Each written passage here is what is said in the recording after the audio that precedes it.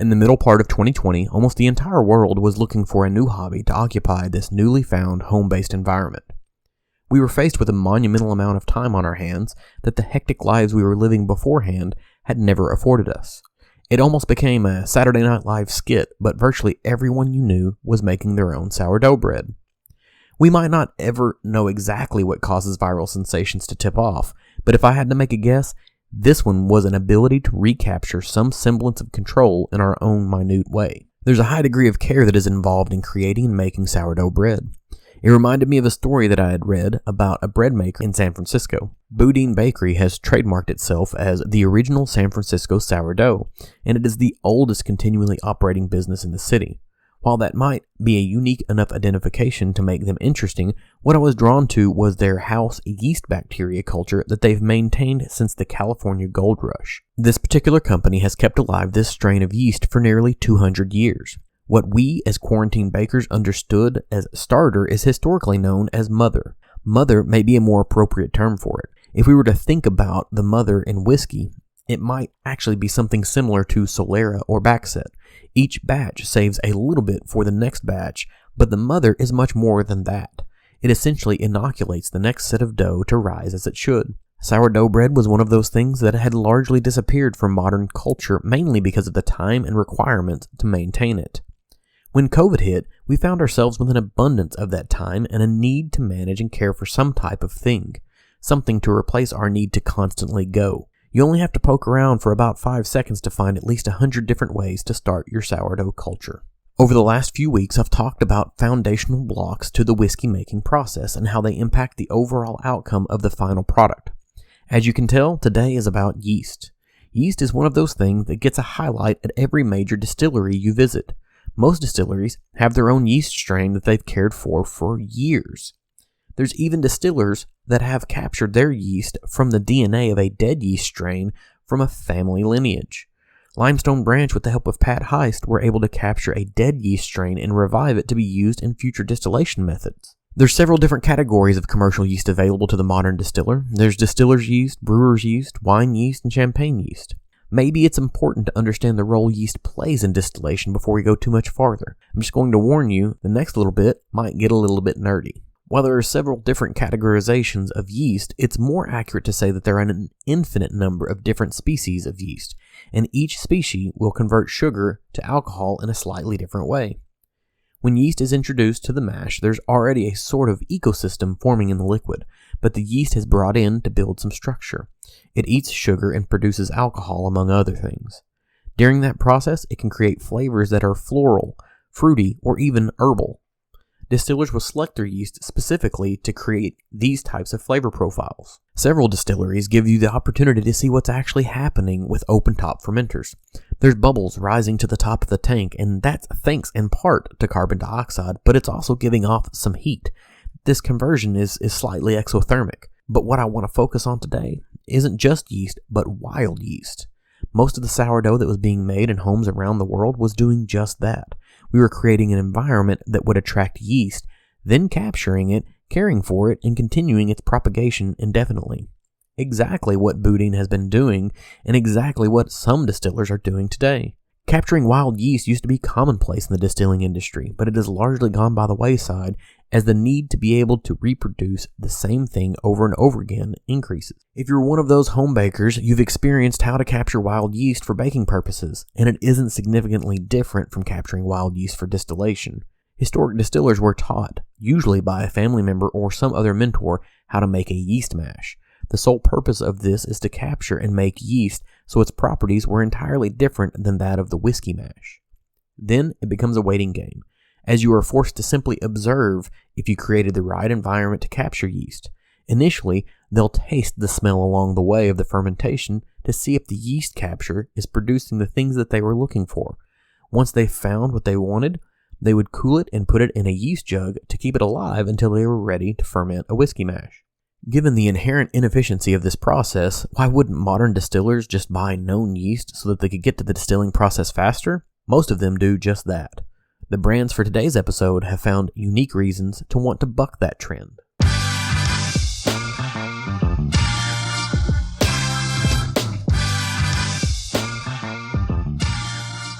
Welcome to the Embellished Podcast, where we like to talk about stories. We like to explore how embellishment makes a story better, how it allows us to connect more deeply with both the person telling the story and the subject of the story. Together, we will explore people, products, and places that have a story to tell. We'll navigate through the truths, half-truths, and outright lies, and decide if truthiness even matters.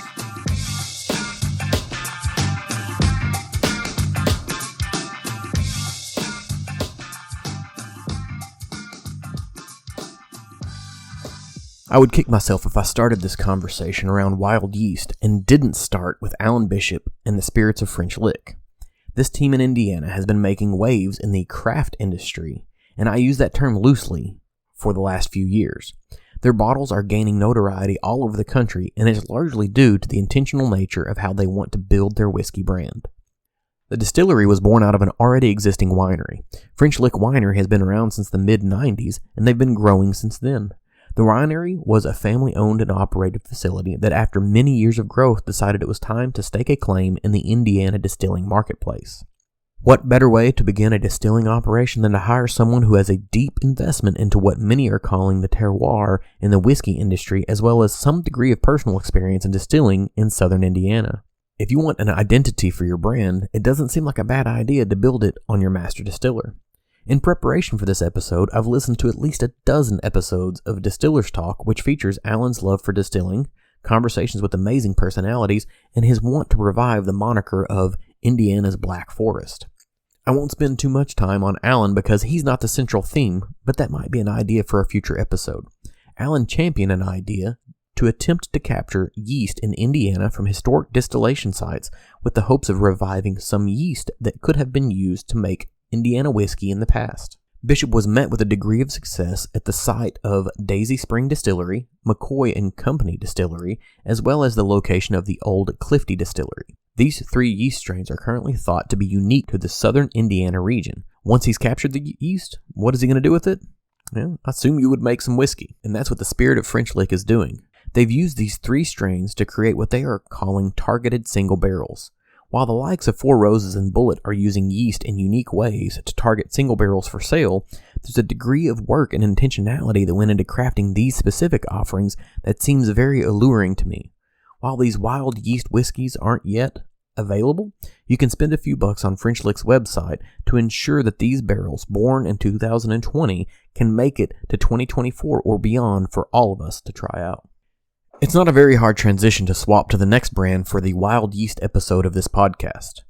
I mentioned another podcast, Distillers Talk, that Alan Bishop co-hosts a few minutes ago. If you only have a chance to listen to a couple of episodes they've put out, make sure you put at the top of your list ones featuring Todd Leopold from Leopold Brothers Spirits in Denver, Colorado. Colorado, for most bourbon fans, has largely been an afterthought to the major market consumer.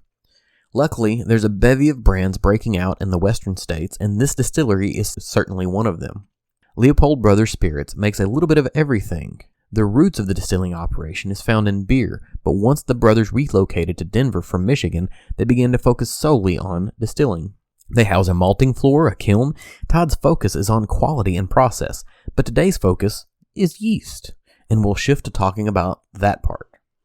The distillery itself was designed with wild fermentation in mind. They considered window placement and how wind would impact the introduction of wild yeast into the open fermentation tanks. They used commercial yeasts and let it run its course in the tanks. Once it's spent, which should be somewhere around 72 hours, they leave it open hoping to capture a secondary yeast strain from the ambient air, creating a biome including bacteria that came in on the grain, some bacteria that was already living in the wood fermentation vessels, and this wild yeast. If you've ever been to Maker's Mark, you've seen these types of vessels. The idea that they are creating a biome makes it inherently more interesting.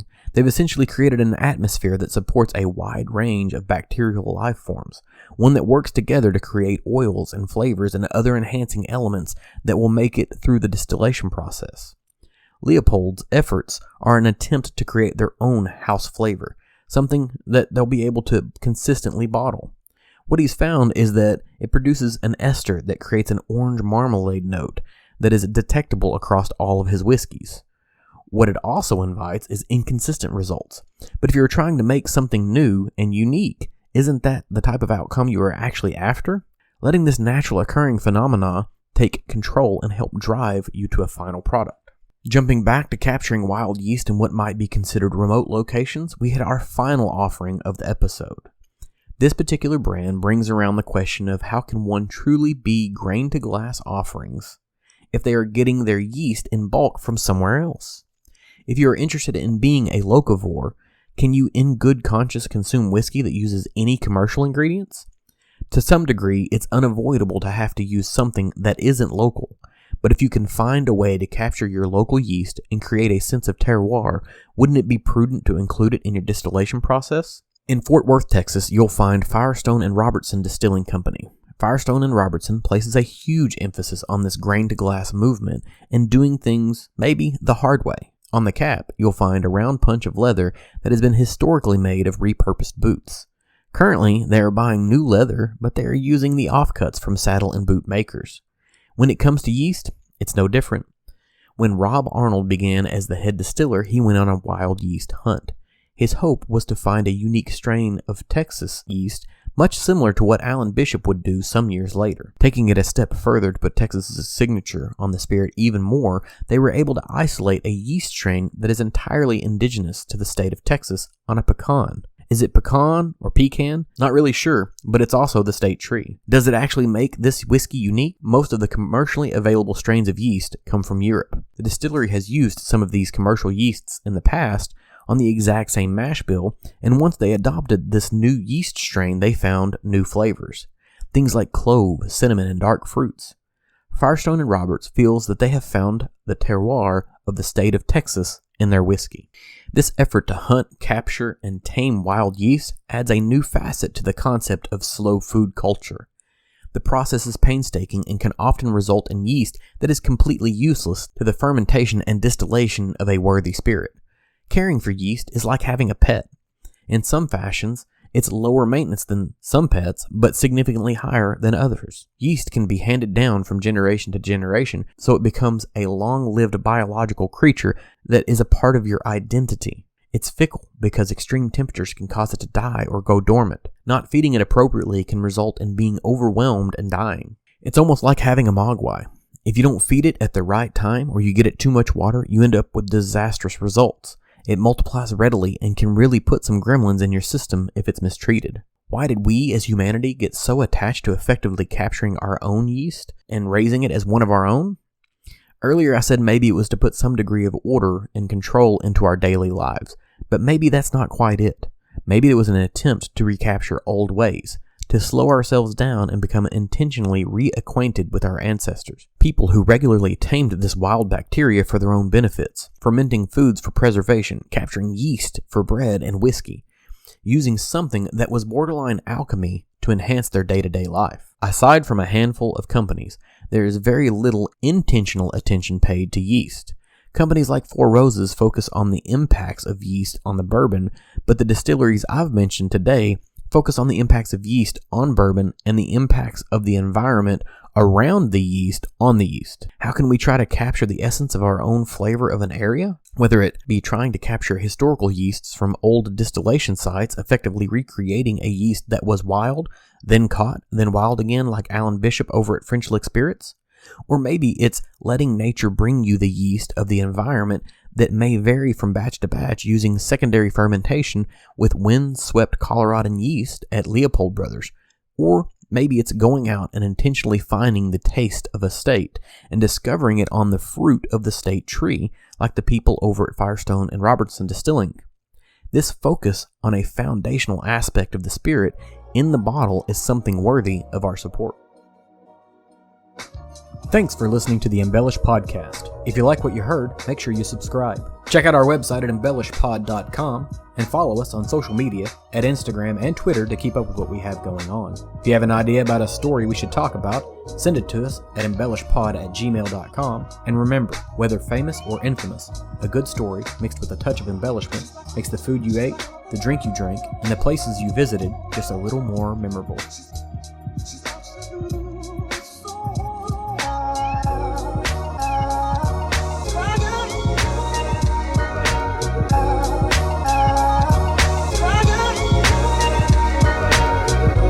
Girl, it's slow, la la la, you know.